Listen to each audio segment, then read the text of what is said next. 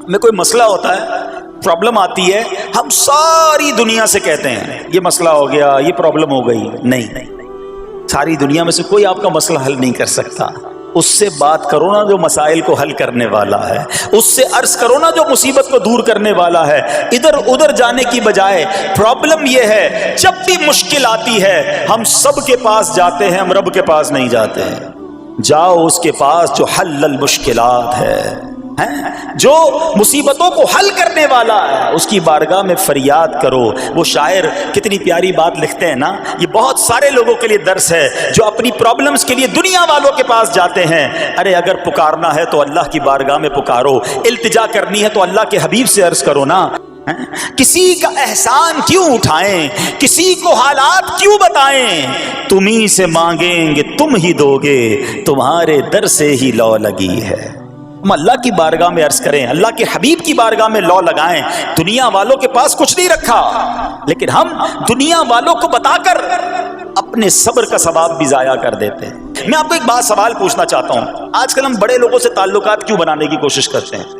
یار جب کوئی مشکل ٹائم آئے گا نا تو یہ بندہ کام آئے گا، یہ پیسے والا دوست ہے، یہ اس کے تعلقات بہت ہیں، اس کی گورنمنٹ میں بات ہے، اس کی وکیلوں میں بات ہے. 4-5 ایسے دوست ہونے چاہیے. یہ ڈاکٹروں کے اندر بڑی اچھی اس کی دوستی ہے، کوئی ڈاکٹر کا بھی کام آئے گا تو یہ بندہ کام آ جائے گا. ہم دنیا والوں سے تعلقات اس لیے بناتے ہیں تاکہ یار مصیبت آئے تو یہ بندہ کام آئے. اور نارملی اکثر ایسا ہوتا ہے کہ جس سے امید رکھی ہوتی ہے مصیبت کے وقت وہ غائب ہو جاتا ہے. لیکن رب خود قرآن میں فرما رہا ہے ان اللہ مع الصابرین، صبر کر لو اللہ کی رحمت تمہارے ساتھ ہو جائے گی. اب میں آپ سے سوال کرتا ہوں، دنیا کے تعلقات ہوں یہ ضروری ہے یا یہ فائدہ مند ہے، یا بندہ صبر کر لے تو اللہ کی رحمت ساتھ ہو جائے، سارے غم ویسے ہی دور ہو جائیں گے؟ صبر اس کو نہیں چھوڑنا ہے. دیکھو حضرت ایوب علیہ السلام کا صبر، کسی سے نہ کہا، اللہ کی بارگاہ میں عرض کرتے رہے. صبر تو بہت سارے لوگوں نے دنیا میں کیا، مصیبتیں تو بہت سارے اللہ والوں پر آئیں، مگر حضرت ایوب علیہ السلام کو اس قدر کمال کا صبر جو ان کا تھا وہ کیا واقعہ ہے. تو آج مشکلیں ہیں، پریشانیاں ہیں، ٹینشن ہیں، لوگ جب پریشان ہوتے ہیں تو صبر کا دامن تھامنے کی بجائے نارملی بے صبری، شکوے اور شکایات کی طرف جاتے ہیں. تو زندگی میں جب بھی کوئی معاملہ آئے نا، ہمیں اللہ کے کلام کی طرف رجوع کرنا چاہیے، اللہ والوں کی سیرت کی طرف رجوع کرنا چاہیے. اور رب کریم کے جو منتخب ترین بندے ہیں، دنیا کے افضل ترین جو افراد ہیں، وہ انبیاء کرام علیہ السلام ہیں. تو ہمیں جب بھی کوئی پرابلم آئے، جب بھی کوئی مسئلہ درپیش ہو، پہلے دیکھیں اللہ والوں نے اس موقع پر کیا کیا تھا، قرآن کیا کہتا ہے، حدیث کیا کہتی ہے، تو پھر زندگی میں چیزیں آسان ہو جاتی ہیں. تو حضرت ایوب علیہ السلام کی سیرت کے بارے میں جانتے ہیں کہ آپ حضرت اسحاق علیہ السلام کی اولاد میں سے ہیں، اور ان کی والدہ حضرت لوط علیہ السلام کے خاندان سے ہیں. اللہ تعالیٰ نے آپ کو ہر طرح کی نعمت سے نوازا تھا. آپ حسن و صورت والے بھی تھے، یعنی آپ کو اللہ پاک نے بہت خوبصورت بھی بنایا تھا، اور اللہ کریم نے مال بھی بہت دیا، اولاد نے بھی کثرت دی. ویل آف لائف تھی، خوبصورتی بھی ہے، مال بھی ہے، اولاد بھی ہے. اچھا پھر ظاہر مال تھا تو گھر بھی تھے، جانور بھی تھے. اس زمانے میں جو ویلتھ ہوتی تھی، جو پیسہ ہوتا تھا، وہ جانوروں کی صورت میں ہوتا تھا. گاؤں گوٹھ میں جائیں تو لوگ اپنا مال و دولت سے جانور ہی خرید رہے ہوتے ہیں، ان کے نزدیک یہی ان کا جو ہے وہ جو بھی ان کا کاروبار ہوتا ہے اور مال ہوتا ہے. اب آپ پر امتحان آیا، آزمائش آئی. اور وہ آزمائش کیسے آئی کہ پہلے آپ کا مکان گرا، اور خاندان کے جتنے افراد تھے اور آپ کے بیٹے تھے، جتنے بھی آپ کے بیٹے تھے نا، وہ سب اس مکان کے تلے دب کر انتقال کر گئے. اللہ اکبر. آپ کو آ کر خبر دی جاتی گئی کہ حضور آپ کا مکان گر گیا ہے، آپ کے بچے دب گئے اور دب کر ان کا انتقال ہو گیا ہے. آپ فرماتے تھے میرا کیا ہے، جس کا تھا اس نے لے لیا، جب تک اس نے مجھے دے رکھا تھا وہ میرے پاس تھا، جب اس نے چاہا اس نے واپس لے لیا، اسی نے دیا تھا نا. تھوڑی دیر بعد خبر آئی کہ آپ کے جتنے جانور تھے، ہزارہا اونٹ تھے، بکریاں تھی، ریوڑ کے ریوڑ تھے، سارے جانور جو ہیں وہ مر گئے. किसी ने आकर कहा कि अब आपकी जितनी दौलत थी, जितने जानवर थे, वो भी मर गए। सुभान अल्लाह। अब अल्लाह का शुक्र बजा लाते, कहते या अल्लाह, जो रब का था उसने वापस ले लिया, उसी का था, जितनी देर चाहा मेरे पास रहा, वापस ले लिया उसने।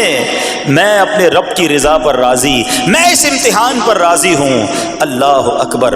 अब क्या हुआ कि आपकी तमाम खेतियां और जो बागात थे, बहुत बड़ी जमीनें थी, बड़े बड़े खेत थे, वो भी सारे के सारे बर्बाद हो गए।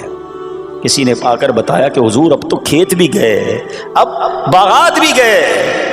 आपने फरमाया कि जिसका था उसने ले लिया, मैं उसकी रिजा पर राजी हूं। जब तक मेरे पास था वो मेरे पास था, अब रब ने वापस लेना चाहा तो उसने ले लिया। अब he was empty handed, यानी अब कुछ भी नहीं था, न बच्चे हैं, न माल है, न जानवर है, न मकान है। मगर हजरत अय्यूब अलैहिस्सलाम की जबान पर फिर भी शुक्र है, अब भी शुक्र है, शिकवा नहीं है कि अल्लाह मैं तेरी रिजा पर राजी हूं। लेकिन अभी इम्तिहान खत्म न हुआ था, और इस इम्तिहान के पीछे बाज़ मुफस्सिरीन ने एक और कौल भी नकल किया कि शैतान ने हजरत अय्यूब अलैहिस्सलाम को देखकर अल्लाह की बारगाह में कहा कि मौला, ये तेरा बंदा इसलिए तेरा शुक्रगुजार है कि तूने इसे बड़ा नवाजा है, बड़ा माल दिया है, औलाद दी है, घर दिया है। अब रब करीम ने हजरत अय्यूब पर इम्तिहान भेजा ताकि पता चले कि मेरे नेक बंदे इम्तिहान के बाद भी सब्र करते हैं। लेकिन अब सब चला गया ना, तो शैतान ने कहा कि अभी जान तो बाकी है ना, सेहत तो बाकी है। अल्लाह अकबर। मजीद आजमाइश आई और ये हुआ कि आपको बीमार कर दिया गया। मुबारक जिस्म पर बड़े बड़े आबले पड़ गए, फोड़े जिसको कहते वो पड़ गए। उस हाल में आपके सारे दोस्त भी आपको छोड़ के चले गए।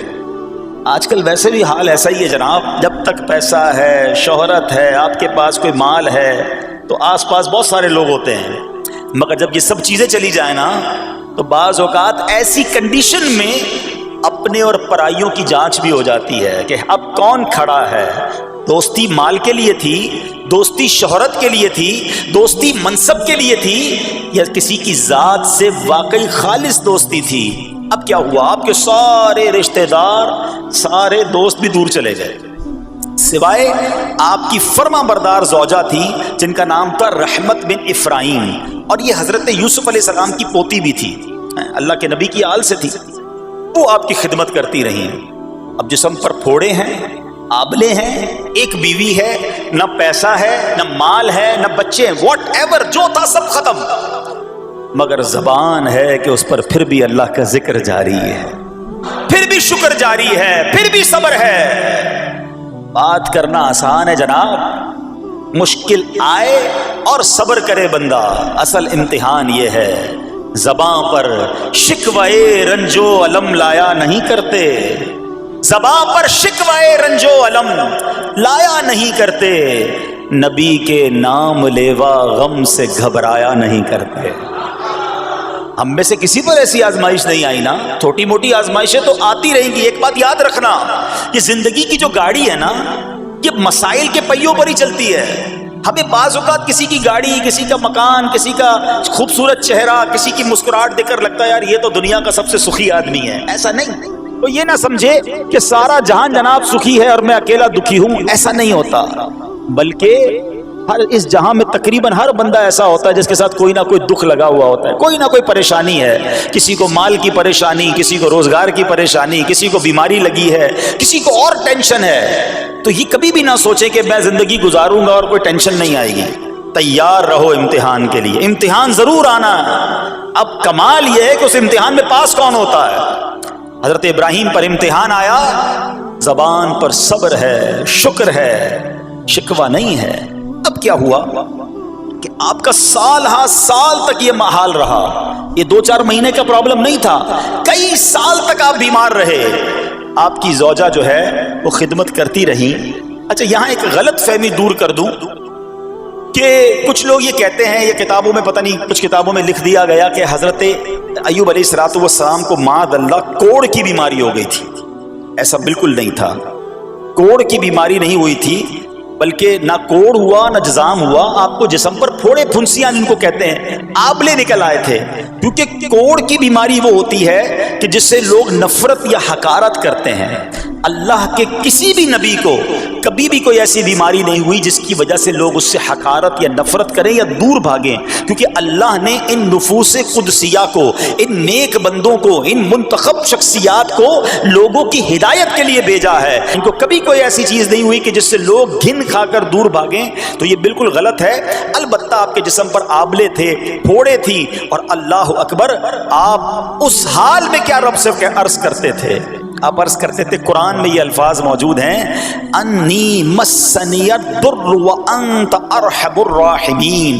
ترجمہ کیا ہے؟ مجھے تکلیف پہنچی اور تو سب مہر والوں سے بڑھ کر مہر والا ہے، رحم کرنے والوں میں سب سے بڑھ کر رحم کرنے والا ہے. یعنی اللہ کی بارگاہ میں یہ عرض کرتے تھے، یا اللہ تکلیف پہنچی ہے، رحم تو نے کرنا ہے، تو ارحم الراحمین ہے. زمانے سے نہیں کہتے تھے. اب آپ کی آزمائش کا وقت پورا ہوتا ہے، دعا کرتے رہے، التجا کرتے رہے، صبر کرتے رہے. حکم ہوا کہ اپنا پاؤں زمین پر مارو. حضرت ایوب علیہ السلام نے پاؤں زمین پر مارا تو زمین سے ایک چشمہ پھوٹ اٹھا. حکم الہی سے حکم دیا گیا کہ اب اس پانی سے غسل کرو. آپ نے جب اس پانی سے غسل کیا تو آپ کی تمام بیماریاں دور ہو گئیں. پھر آپ 40 قدم چلے، دوبارہ زمین پر قدم مارنے کا حکم دیا. قدم مارتے ہی ایک اور خوبصورت لذیذ ٹھنڈے پانی کا چشمہ نمودار ہوا. پانی ٹھنڈا، میٹھا اور لذیذ تھا. اب آپ نے وہ پانی پیا تو آپ کے باطن میں نور ہی نور پیدا ہو گیا، اور آپ کو اعلیٰ درجے کی صحت و نورانیت حاصل ہو گئی. اور سنو، میرا رب تو قادر ہے نا. اللہ تعالیٰ نے آپ کی وہ ساری اولاد جو دب کر کئی سال پہلے مر گئی تھی، انتقال فرما گئے تھے، اللہ نے ان تمام اولاد کو پھر زندہ فرما دیا، اور آپ کی بیوی کو دوبارہ جوانی بخشی، اور اب اس کے بعد بھی آپ کی کثیر اولاد ہوئی. سنو سنو، جو جانور چلے گئے تھے نا، اللہ نے مویشی، اسباب، وہ خزانہ اس سے زیادہ آپ کو پھر سے عطا فرما دیا. صبر کیا تھا نا. ان اللہ مع الصابرین. اچھا، یاد سب کو ہے یہ آیت، بچپن سے یاد ہے. اللہ صابروں کے ساتھ ہے، صبر کرنے والوں کے ساتھ ہے. مگر صبر کرنا نہیں ہے، امتحان آنا ہے تو صبر کرنا نہیں ہے. آیت سب کو پتا ہے. اچھا، جس کے ساتھ پرابلم ہو جائے نا، اس کو بھی بندہ درس دینے جا رہا ہوتا ہے، بھائی صبر کرنا، اللہ آپ کو صبر دے. لیکن جب اس پر امتحان آتا تو یہ صبر کرتا نہیں ہے. دوسروں کو درس دے رہا تھا، آج تیری باری آئی ہے نا، صبر کا دامن نہ چھوڑیں. ہم نے زندگی میں دیکھا ہے، جس نے مصیبت پر صبر کیا، اللہ کی رضا پر راضی رہا، اللہ نے مشکل سے بھی نکالا اور پہلے سے اسے زیادہ عطا فرما دیا. ہمارا پرابلم ہی ہم ٹیسٹ میں فیل ہو جاتے ہیں. جیسے امتحان شروع ہوا، واویلا شروع، شور شروع، شکوے شروع. سب کو بتانا ہے، حالانکہ کر کوئی نہیں سکتا، لیکن سب کو بتائیں گے. نہ کرو ایسا. میں جانوں، میرا رب جانے، مجھے کیوں کسی کو بتانا ہے؟ ہاں، وہ کریم ہے، وہ دیکھ رہا ہے کہ میرا بندہ صبر کر رہا ہے. تو حضرت ایوب علیہ السلام کی زندگی میں ایک اور واقعہ یہ ہوا کہ جب آپ بیمار تھے، آپ کو پتہ ہے جب بندہ بیمار ہوتا ہے تو بعض اوقات اس کی طبیعت پہ کیفیات بھی ہوتی ہیں. تو آپ نے اپنی زوجہ کو پکارا، تو آپ کی زوجہ کچھ دیر میں حاضر ہوئی.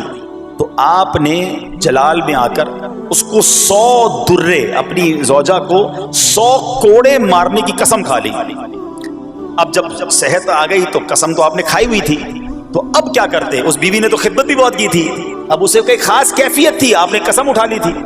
سبحان اللہ. ایوب علیہ السلام کو اللہ کریم نے قرآن میں کیا حکم دیا کہ اے ایوب، آپ ایک یعنی 100 جس کو کہتے ہیں تنکے 100 تنکوں والی جھاڑو لیں اور اس جھاڑو کو ایک مرتبہ اپنی بیوی کو مار دیجئے تو آپ کی قسم جو ہے وہ پوری ہو جائے گی، یعنی قسم کا کفارہ نہیں دینا ہوگا۔ اللہ اکبر۔ اللہ نے اس نبی علیہ السلام کی فرما بردار بیوی کی جو سزا تھی یا جو معاملہ تھا اس کو کتنا آسان فرما دیا۔ تو رب کریم نے قرآن مجید فرقان حمید میں اس کو کس طرح بیان فرمایا، وَخُذْ بِيَدِكَ ضِغْثًا فَاضْرِب بِهِ وَلَا تَحْنَثْ تخنث، فرمایا کہ اپنے ہاتھ میں ایک جھاڑو لے کر اسے مار دے اور قسم نہ توڑ، انا وجدناہ صابرا، فرمایا ہم نے اسے صابر پایا، نعم العبد، کیا اچھا بندہ، انہو اواب، بے شک وہ بہت رجوع لانے والا ہے۔ ارے آج دنیا کسی کو کہے یہ صبر والا ہے، حضرت ایوب کی شان دیکھو کہ رب فرما رہا ہے قرآن میں انا وجدناہ صابرا، اور ہم نے ایوب کو صبر کرنے والا پایا، صابر پایا۔ اللہ حضرت ایوب کے صبر کے صدقے ہمیں بھی صابرین میں شامل فرما لے۔ اللہ اکبر، سبحان اللہ۔ اور رب کریم نے جو اواب فرمایا، علماء کہتے ہیں کہ یہ اواب کے لاجواب خطاب کو جو آپ کے سر مبارک پر ایک تاج کی طرح رکھ دیا گیا، کیونکہ اواب کے معنی کیا ہے؟ انہو اواب، بے شک وہ بہت رجوع لانے والا ہے۔ اللہ اکبر، صبر کیا تو رب نے کیسے کیسے القاب جو ہیں وہ قرآن میں عطا فرمائے۔ یہاں ایک اور بات بھی سیکھنے والی ہے کہ حضرت ایوب علیہ السلام کے صبر کا کمال یہ ہے کہ قرآن میں ذکر آ گیا، اب صبح قیامت تک حافظ تلاوت کریں گے، تراویح میں قرآن پڑھا جائے گا، جب بھی قرآن کی تلاوت دنیا کے کونے کونے میں کی جائے گی، قیامت تک حضرت ایوب کے صبر کا ذکر ہوتا رہے گا۔ جب آپ صبر کرتے ہیں اللہ رسول کو راضی کر لیتے ہیں، اللہ ان ناموں کو بلند فرما دیتا ہے۔ اب حضرت ایوب علیہ السلام کے صبر کی بات ہوئی ہے نا، اللہ نے پتہ ہے آپ کو کتنا مقام عطا فرمایا کہ نبی کریم صلی اللہ تعالی علیہ وآلہ وسلم نے ارشاد فرمایا، حضرت ایوب لوگوں میں سب سے بڑھ کر عالم، صابر اور غصہ پینے والے تھے۔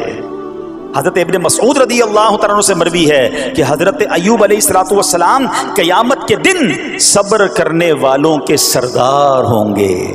ہاں، صبر کرنے والوں کے بھی سردار ہوں گے۔ اچھا، بعض اوقات ہوتا کیا ہے، اچانک کوئی پرابلم آ گئی، کہیں آگ لگ گئی، گاڑی میں نقصان ہو گیا، پیسے چوری ہو گئے، موبائل چوری ہو گیا، کوئی چیز میں نقصان ہو گیا، کاروبار میں نقصان ہو گیا، صحت خراب ہوئی، بندہ کہتا ہے یار یہ میرے ساتھ کیوں ہوا ہے، میں نے ایسا کیا کیا ہے۔ بعض اوقات زبان سے شکوے، شکایت، حالانکہ قرآن مجید فرقان حمید نے تو پہلے ہی ہمیں بتا دیا ہے ہمارا پرابلم پتہ ہے کیا ہے۔ ہم بہت ساری باتیں جانتے ہیں دنیا کی، قرآن و حدیث پڑھتے نہیں ہیں تو مینٹلی پریپیئرڈ نہیں رہتے۔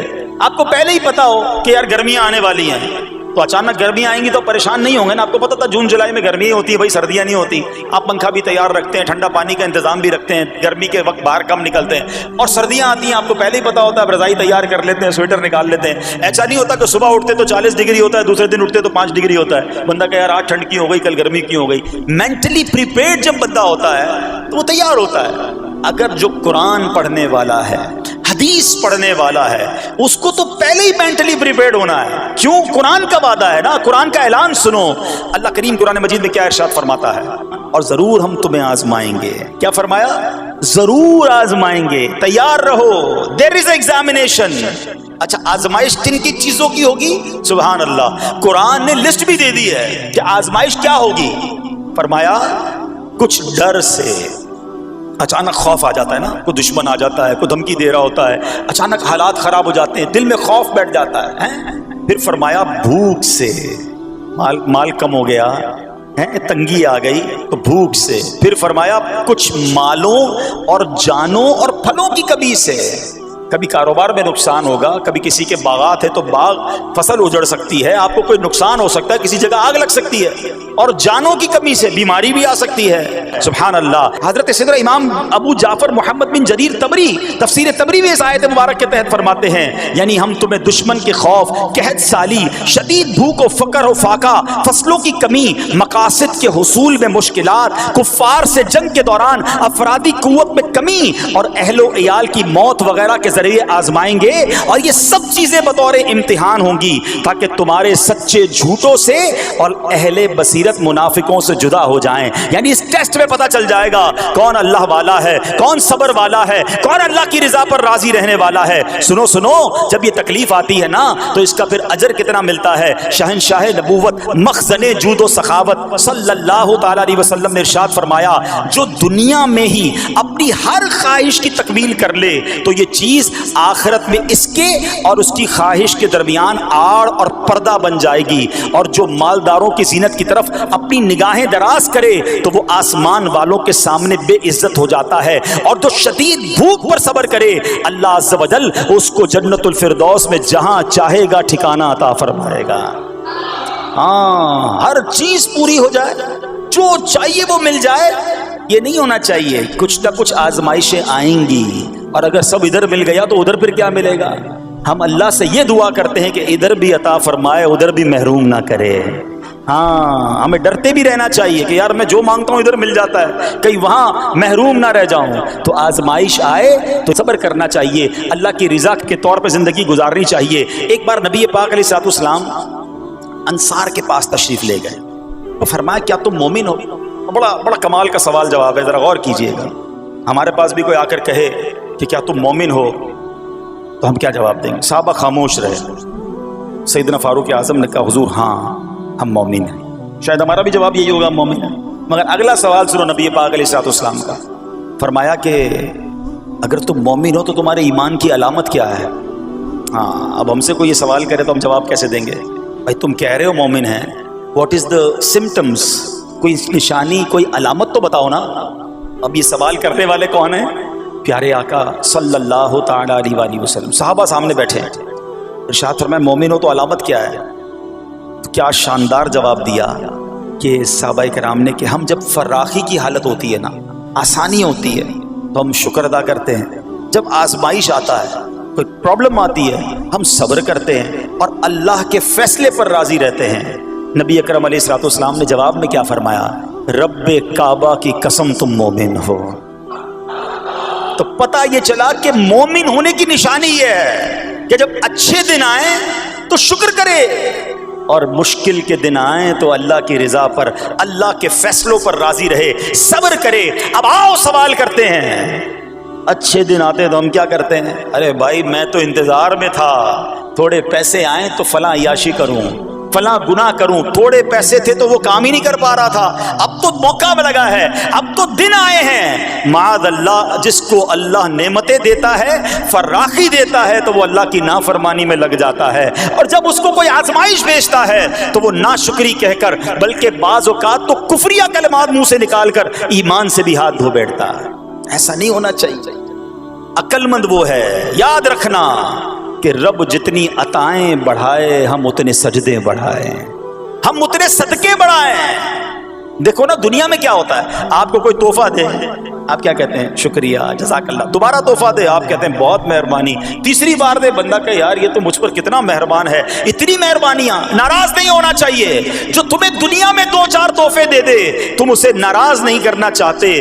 جب سے میں پیدا ہوا، جب سے وہ نواز رہا ہے، وہ ناراض نہ ہو جائے اس کا کوئی خیال نہیں، وہ دیے جا رہا ہے۔ ہم تو دیکھتے ہیں نا، بندہ غریب ہوتا ہے، تھوڑے گناہ، جیسے جیسے امیر ہوتا گیا اس کے پر پرزے نکلنا شروع ہو جاتے ہیں، مسجد سے دور، نمازوں سے دور، معاذ اللہ حرام کاموں میں پڑ جاتا ہے۔ ارے اللہ کے بندے، تجھے رب نواز رہا ہے، تیرے تو سجدے بڑھنے چاہیے تھے، لیکن ہوتا کیا ہے؟ وہ عطائیں بڑھاتا ہے، لوگ خطائیں بڑھاتے ہیں۔ نہ کرو ایسا۔ جب فراخی ہو، جب اللہ کی طرف سے آسانی ہو تو شکر ہو، اور جب آزمائش آئے تو صبر ہو۔ یہی مومن کی نشانی ہے، اور اللہ سے دعا کرتے ہیں کہ اللہ کریم ہمیں اپنے شکر گزار اور صبر کرنے والے بندوں میں شامل فرما لے۔ اور یقین کریں صبر کا جو پھل ہے نا، وہ کہتے ہیں نا صبر کا پھل میٹھا، او ہو بالکل ٹھیک کہا، بلکہ بہت میٹھا ہے۔ سنو، اللہ عز و جل فرماتا ہے کہ جب میں کسی بندے کو بیماری میں مبتلا کروں، ہو سکتا ہے یہاں بھی میرا کوئی بھائی بیمار بیٹھا ہو، مدنی چینل کے ناظرین میں سے کوئی بیمار بیٹھا ہو، دیکھو بیماری آئے نا، شکوہ مت کرنا، صبر کرنا۔ فضیلت سنو، حدیث قدسی ہے، اللہ فرماتا ہے جب میں اپنے کسی بندے کو بیماری میں مبتلا کروں اور وہ اس پر صبر کرے، کسی سے شکایت نہ کرے، تو میں اس کے گوشت کو اچھے گوشت سے اور اس کے خون کو اچھے خون سے بدل دیتا ہوں۔ پھر اگر اسے شفا دیتا ہوں تو ایسی شفا دیتا ہوں کہ اس کے نامہ اعمال میں کوئی گناہ نہیں رہتا، اور اگر میں اسے دنیا سے اٹھا لوں تو اسے اپنی رحمت کاملہ کے سائے میں لے جاتا ہوں۔ ارے کمال ہو گیا، بیماری آئی، بیماری جب جاتی ہے تو گناہوں سے بھی پاک کر کے جاتی ہے، صرف ایک ہی تو کنڈیشن ہے، صبر کرنا۔ بیماری آئی صبر کرنا، ہاں کسی سے بات نہ کریں، شکوہ نہ کریں، اللہ کی بارگاہ میں عرض کریں مولا تیری مہربانی، ہاتھ میں درد ہے باقی جسم تو سلامت ہے، اے اللہ آنکھ میں درد ہے باقی جسم تو سلامت ہے، اے اللہ گردوں میں پرابلم ہے میرا باقی جسم تو سلامت ہے، یہ بھی تیری مہربانی ہے۔ اللہ کرے کہ ہم شکر گزار بندے بن جائیں، کیونکہ یہ بیماری تو ہمارے گناہ معاف کروانے آئی تھی، مگر افسوس یہ ہے کہ جو گناہ معاف کروانے والا کام ہمارے ساتھ ہوا اس میں بھی ہم نے اللہ کو ناراض کر دیا اور شکوے شکایات کی۔ سنو سنو، اس نے اخلاق کے پیکر نبیوں کے تاجور صلی اللہ تعالی علیہ وسلم نے ارشاد فرمایا، ابھی تو صرف بیماری کی بات ہوئی نا، اب آؤ اگر کسی کو کاروبار میں نقصان ہو گیا، کسی کے پیسے کم ہو گئے، کسی کی جان و مال کا کوئی نقصان ہوا، کوئی آگ وغیرہ لگ گئی، سنو اللہ کے حبیب علیہ الصلوۃ والسلام فرماتے ہیں کہ اللہ ارشاد فرماتا ہے، پھر حدیث قدسی ہے کہ جب میں اپنے کسی بندے کے بدن یا اس کے مال یا اس کی اولاد کی طرف کوئی سختی بھیجوں، پھر وہ صبر جمیل کے ساتھ اس کا استقبال کرے تو قیامت کے دن مجھے اس سے حیا آئے گی کہ میں اس کے لیے میزان قائم کروں یا اس کا نامہ اعمال کھولوں۔ ہائے ہائے ہائے، سمجھتے ہو اس کا مطلب؟ اللہ فرما رہا ہے مجھے حیا آئے گی کہ اپنے بندے سے اب کیا حساب لوں۔ جب آزمائش بھیجی تھی تو اس نے صبر کیا تھا، اس نے شکوہ نہیں کیا تھا۔ خدا کی قسم میں آپ سے پوچھتا ہوں، میرا کوئی نقصان ہو جائے اور قیامت کے دن میرا نامہ اعمال نہ کھولا جائے، مجھے اللہ کی بارگاہ میں حساب نہ دینا پڑے، مجھے بتاؤ یہ دنیا کے حساب نقصان کی کیا حیثیت ہے اگر ادھر بخشا جائے۔ سنو تو صحیح، رب فرما رہا ہے کہ مجھے حیا آتی ہے کہ اس کے لیے میزان قائم کروں یا اس کا نامہ اعمال کھولوں۔ ارے یہ ساری دنیا کی دولت، یہ ساری دنیا کی آسائش ایک طرف، اگر قیامت کے دن حساب کتاب میں آسانی مل جائے، اللہ بلا حساب جنت میں داخل کر دے، اس سے بڑھ کر کوئی نعمت نہیں۔ مگر آج افسوس یہ ہوتا ہے کہ اگر کسی پر امتحان آتا ہے وہ اس امتحان میں فیل ہو جاتا ہے۔ اس حدیث میں ایک لفظ استعمال ہوا صبر جمیل کے ساتھ۔ اب یہ بھی بڑا مسئلہ ہے کہ لوگوں کو یہی نہیں پتا کہ صبر جمیل ہے کیا۔ لوگ کہتے تو بہت ہیں اللہ پاک آپ کو صبر جمیل عطا فرمائے، اب اس سے پوچھو بھائی صبر جمیل کی تعریف کیا ہے تو پھر تعریف نہیں پتا ہوتی۔ یہ کسی جمیل بھائی کا صبر نہیں ہے کہ جس کو صبر جمیل کہا جاتا ہے۔ صبر جمیل کی تعریف سمجھو، علماء کہتے ہیں کسی مصیبت زدہ اور غیر مصیبت زدہ کو برابر میں دیکھو مگر دونوں میں کوئی فرق نظر نہ آئے، یعنی چہرہ بھی نہ بتائے کہ وہ کسی مشکل میں ہے، اس کی عادتیں بھی نہ بتائیں کہ وہ کسی پرابلم میں ہے، یعنی اس کو دیکھ کر پتہ ہی نہ چلے کہ وہ بڑی مشکل میں ہے۔ فرمایا یہ ہے صبر جمیل۔ مگر آج ہمارا حال یہ ہے، ہمارا چہرہ بتا دیتا ہے بھائی خیر تو ہے، بڑی ٹینشن میں ہو، ہاں یار کیا کروں بس موبائل ٹوٹ گیا، ارے بھائی بڑی چہرے پہ بڑی ہوائیاں اڑ رہی ہیں، بس کیا کروں جناب آج 5,000 روپے کھو گئے، 5,000 روپے کھو جائیں، چھوٹا سا نقصان ہو جائے، ہمارا چہرہ بتا دیتا ہے کہ ہمارے ساتھ کوئی معاملہ ہوا ہے۔ صبر جمیل یہ ہے کہ دیکھ کر کوئی پہچان ہی نہ سکے کہ یہ بندہ کتنی مشکل میں ہے، چاہے اندر کتنی تکلیف میں ہو، دنیا والوں کو نہ بتائے کیونکہ وہ رب کا بندہ ہے، وہ اللہ کی بارگاہ میں فریاد کرے، یہ صبر جمیل ہے اور اللہ اسے ہم سب کو نصیب فرمائے۔ ہاں یہ بڑی کمال کی بات ہے۔ ہم کیا کرتے ہیں سارے جہان کو بتاتے ہیں، اچھا پھر آخر میں لوگ کہتے بھی ہیں جب پورے محلے کو بتا دیا نا پھر اس کے بعد کہتے ہیں بس کیا کریں بھائی صبر ہی کر رہے ہیں۔ اب آپ صبر نہیں کر رہے حضرت، ہاں آپ کا صبر چلا گیا، آپ نے ساری دنیا کو تو بتا دیا۔ صبر یہ ہے کہ صبر پہلے صدمے پر ہوتا ہے، جیسے ہی آپ کو کوئی صدمہ لگا نا اب آپ جانے رب جانے، نہ بتائیں کسی کو، ٹھیک ہے وہ الگ بات ہے آپ کسی کو دعا کے لیے کہہ دیں، لیکن بڑا نقصان ہو گیا، بڑی مشکل ہو گئی، بڑی پریشانی ہو گئی، اس سے حل تو کوئی نہیں ہونا۔ اچھا ہمارا ماجرا ایک اور بھی بڑا عجیب ہے، مشکل ہو جائے تو سب کو بتاتے ہیں، آسانی ہو جائے تو پھر کسی کو نہیں بتاتے۔ 5,000 کا نقصان سارے محلے کو پتا ہے، 50,000 کا فائدہ ہوا پھر کسی کو بتایا آپ نے؟ نہیں یار بتاؤں گا تو نظر لگ جائے گی، گھر والوں کو تو بالکل بھی نہیں بتاؤں گا خرچہ بڑھا دیں گے۔ گھر والوں کو ساری ٹینشن کی خبریں جا کے دے رہے ہوتے ہیں، مارکیٹ میں بڑا نقصان ہو گیا، آج بڑا مندہ ہے، ارے بھائی کاروبار بالکل نہیں ہے، تاکہ گھر والوں کا خرچہ روک سکے، اور جیسے ہی کاروبار اچھا ہو گیا گھر جاتے پھر بھی وہی والا منہ بنا لیتے ہیں تاکہ ان کو پتہ نہ چلے میں بڑے پیسے کمانے لگا ہوں۔ یہ نہ کیا کریں، ہاں ٹینشن آپ کسی کو بتا کر اپنا صرف ثواب ضائع کرتے ہیں، باقی کچھ نہیں ہوتا، کرنا رب نے ہے۔ اور یہ اگر آزمائش میرے درجے بلند کرنے آئی ہے، اگر یہ آزمائش مجھے اللہ کے قریب کرنے آئی ہے تو پھر تو اس کا استقبال ہونا چاہیے نا۔ سیکھو. آج میں نے آپ کے سامنے حضرت ایوب علیہ السلام کی سیرت اور قرآنی واقعہ بیان کیا کہ سب کچھ چلا گیا مگر وہ اللہ کی رضا پر راضی تھے. رب نے انہیں صبر کرنے والا بندہ بھی فرمایا اور ساری نعمتیں پہلے سے زیادہ عطا فرما دی. ہاں بالکل نوازا جائے گا.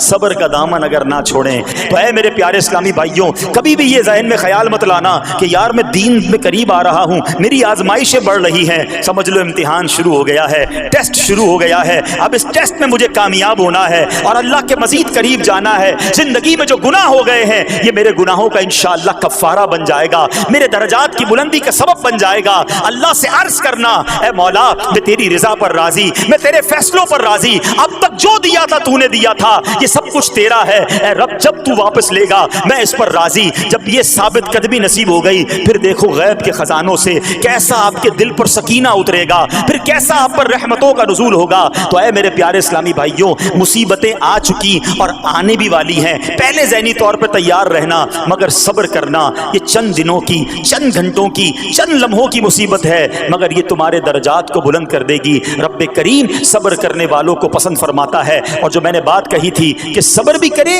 اور جب اللہ کریم کی طرف سے راحتیں آ جائیں تو شکر بھی کریں. کیا شاندار رب کا قرآن میں فرمان ہے. اللہ فرماتا ہے وَإِذْ تَأَذَّنَ رَبُّكُمْ لَئِن شَكَرْتُمْ لَأَزِيدَنَّكُمْ وَلَئِن كَفَرْتُمْ إِنَّ عَذَابِي لَشَدِيدٌ. اللہ قرآن میں فرماتا ہے اور یاد کرو جب تمہارے رب نے اعلان فرما دیا کہ اگر تم میرا شکر ادا کرو گے میں تمہیں اور زیادہ عطا کروں گا. ہاں شکر کرو رب اور دے گا, مگر اگلا حصہ سمجھنے والا ہے. اور اگر تم ناشکری کرو گے تو میرا عذاب سخت ہے.